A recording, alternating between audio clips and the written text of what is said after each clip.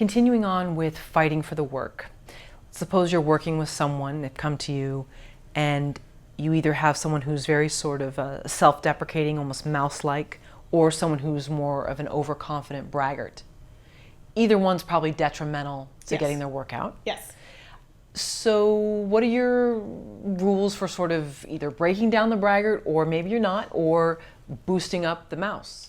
Well, with the mouse, I just talked to one such mouse this morning, who takes every failure, every no as a testament to her own lifelong predestined failure.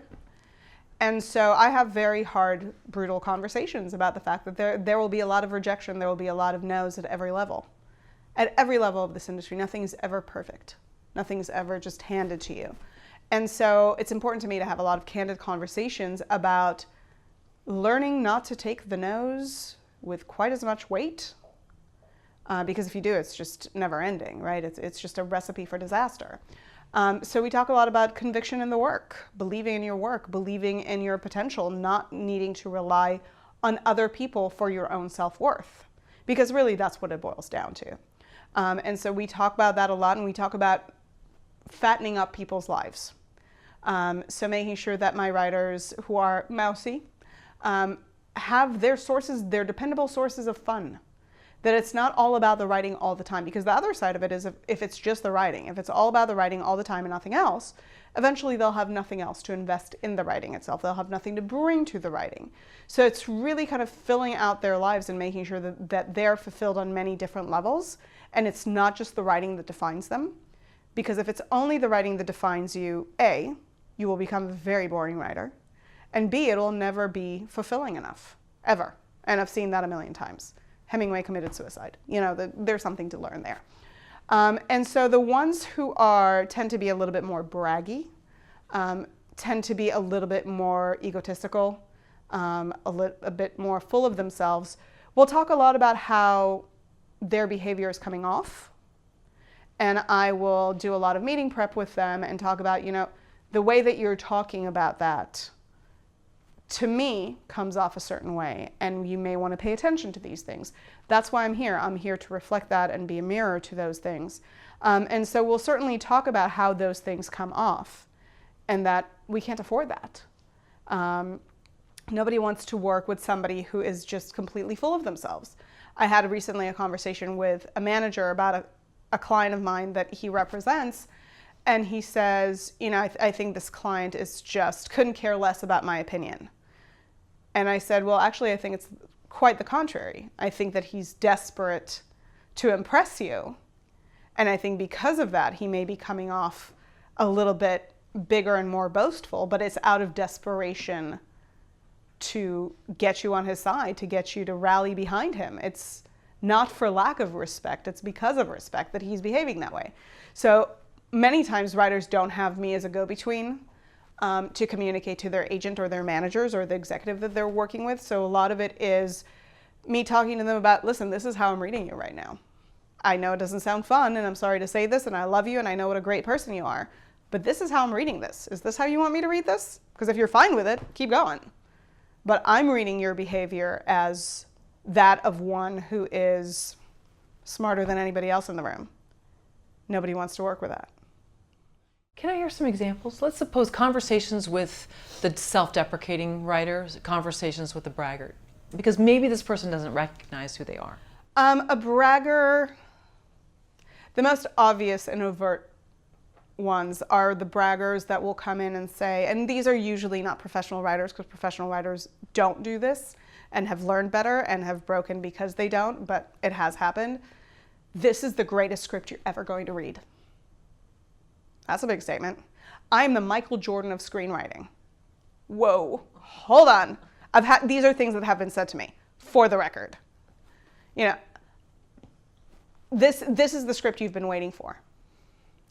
Take the script, somebody told me once, take the script on vacation. This is my vacation gift to you. Oh, how kind. Read it. I want you to sit at sunset and read it on the veranda, because this will make your vacation.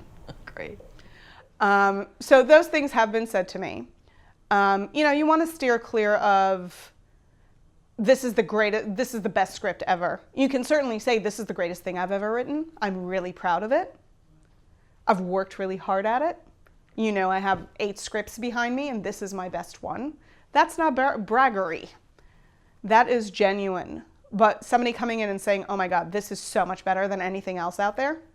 I had one writer, working writer, no longer a working writer, who used to be very, very successful, had fallen from grace a bit, not a great deal, but who used to every year write a list of all the screenplays that were nominated for Academy Awards and then write arguments for why his script was better and send it out in Christmas cards.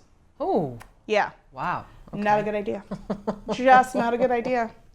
If you're saying to me that your script that's unproduced, that nobody wanted to pick up, that has been read by everybody but nobody loved it, is better than Argo, it's a problem.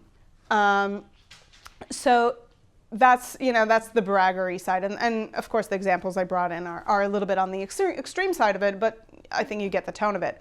The more self-defeating writers, it usually is conversation about, I got this rejection. I know that I will never be the person I want to be. There's usually a direct connection about what rejection means about the person, not about the script or the person reading the script. I'm not going to make it as a writer. I will never be happy. I will never be fulfilled. I'm just a loser. I didn't make it in this contest. I can't tell you the rhyme or reason of screenwriting contests. I've been in this industry forever and I still don't understand them. And I have writers saying, oh, I didn't make the quarterfinals in the nickel. I'm a loser. I know that I'm a loser now. I'm a bad writer. Hold on. There's going to be lots more rejections. There's going to be lots more opportunities to be a loser. Don't jump at the chance so quickly. But for a lot of writers, it's very real. And don't get me wrong, every writer has a moment or 15 of being self-defeatist. You know, I have one writer who's a working writer who always says that if you're not thinking about quitting at least twice a week, you're doing something wrong. And I believe him. I think it's very, very true. I think every writer thinks they're failing at a moment. Every writer thinks that they're not good enough. Every writer thinks that they're never going to be able to recreate the past success that they've had. I think that's perfectly part of the deal. But seeing everything as a failure, as an indication that you are just a loser, or you are just a bad writer, or you are just a bad person, that is what I see in the more self-defeated writers. And the problem is that nobody wants to work with that. Nobody wants to be in a room with that. Nobody wants to pick up your script as a validation to who you are as a human being. They want to pick up your script because it's a great script. And they want to bring you into the room because they think you have something to contribute. Not because they think that you need the room. And that's a big distinction. So are you giving these people pep talks, or that's not really what your job is about? Oh, I give people pep talks. I'm Israeli. I'm married to a New Yorker, so there's a lot of tough love in the picture. Admittedly, I get a lot of tears from a lot of people, and I want to be the safe space to that, and the place for writers to voice frustrations, and I certainly try to support them through it. You know, there are writers where if I see that we're getting to a place where every time we meet, it's just horrible and the writer is in pieces, I will ask, why in the world are you doing this? It's more important to be happy than to be a writer. What are you doing? So I will have those conversations. There are pep talks, there is tough love, and there is a shoulder to give. I recognize that this is a really, really hard profession. You know, I was talking to a writer this morning who was really frustrated with a set of notes that she was given and implemented on a pilot that she just sold. But the draft that she turned in, she wasn't delighted with. And it took a toll on her because she really wants to do the best at everything. And it brought her to question, why am I doing this? And this is not her first time to the rodeo. And, you know, should I really keep going? Because this happens every time. And I said to her, you know what? The day you sold this pilot, you called me on the drive home after the pilot sold in the room, and you told me that this is one of the happiest days of your life. Now you're having a bad day. This is not one of the worst days of your life, and because of that, you're going to keep going. And that's the truth of the matter. We're all going to have bad days here, and I'm here to support my writers through them, but it's about understanding when there are some bad days and when it's all bad days.